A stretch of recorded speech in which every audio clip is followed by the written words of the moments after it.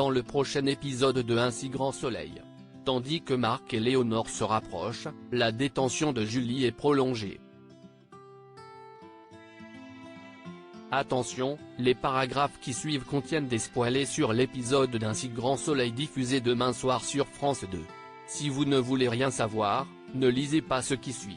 Mercredi 18 octobre 2023 dans Un si grand soleil. Marc et Léonore se rapprochant. Laurent fait croire à sa femme qu'il sera absent toute la journée car Elisabeth Bastide organise un séminaire à Montpellier.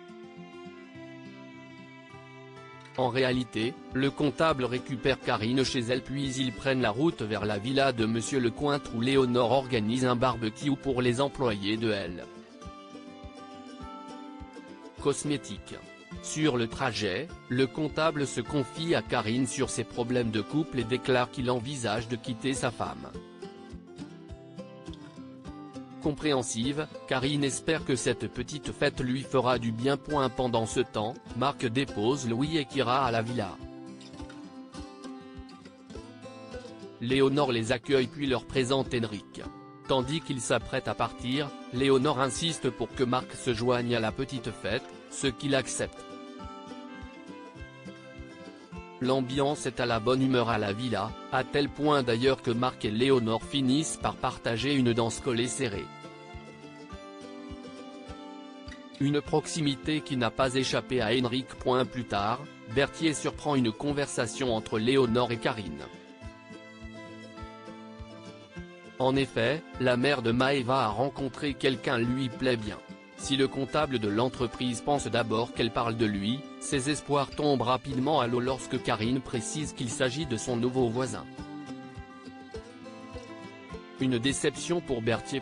Lorsque Berthier décide de rentrer, il propose à Karine de la raccompagner mais cette dernière préfère rester encore un peu. Un deuxième coup dur pour le comptable. À la fin de la soirée, Léonore raccompagne Marc à sa voiture et le remercie d'être resté. Ce dernier se dit très content d'avoir fait la connaissance d'Henrik qu'il trouve sympathique puis indique qu'il passera récupérer les enfants le lendemain. Après l'avoir embrassé sur la joue, Marc monte dans son véhicule. Un geste qui trouble vivement la mère de Louis. La détention de Julie est prolongée au commissariat. Le lieutenant Cross a organisé une confrontation entre Julie et Sylvain. Et autant dire que les retrouvailles sont particulièrement glaciales entre les amants. D'ailleurs, le ton monte entre Sylvain et Julie qui s'accusent mutuellement d'avoir volé les montres de luxe. Rapidement, Yann se voit contraint d'interrompre l'audition. Plus tard, Yann, le commissaire Becker et le juge Laplace font le point sur l'affaire. Bien que l'audition n'ait rien donné, Julie et Sylvain n'ont pas donné de version contradictoire. En effet, ces derniers ont admis être rentrés dans la chambre sans savoir qu'elle était occupée puis d'avoir couché ensemble. C'est à partir de là qu'ils se reprochent l'un l'autre d'avoir profité du sommeil de chacun pour voler les montres. Le juge demande donc de reprendre l'enquête depuis le début. Il décide alors de maintenir la détention de Julie et de faire déférer Sylvain le temps que les recherches reprennent. De son côté, Alex rencontre Johanna à son cabinet et Guillaume se joint à eux car il connaît bien Régis Lejeune, le propriétaire des montres. Il explique que c'est un collectionneur compulsif. Selon lui, Régis Lejeune est incapable de monter une arnaque à l'assurance. Il le dépeint plutôt comme quelqu'un d'associable et obsédé par la propreté. Pendant ce temps, Ludo se rend à la ferme pour travailler. Remontée, Noémie lui demande de récupérer ses affaires et de quitter les lieux sur le champ.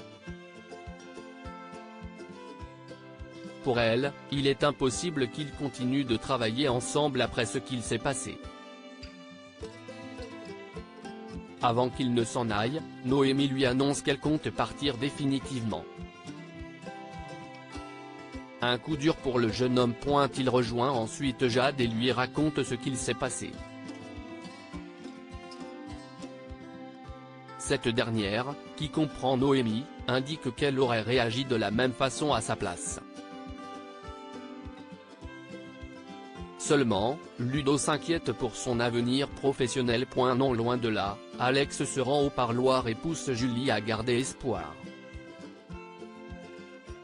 En effet, le policier n'a pas l'intention de la laisser tomber. Cependant, Julie doute que la police mette la main sur le voleur et se met à pleurer.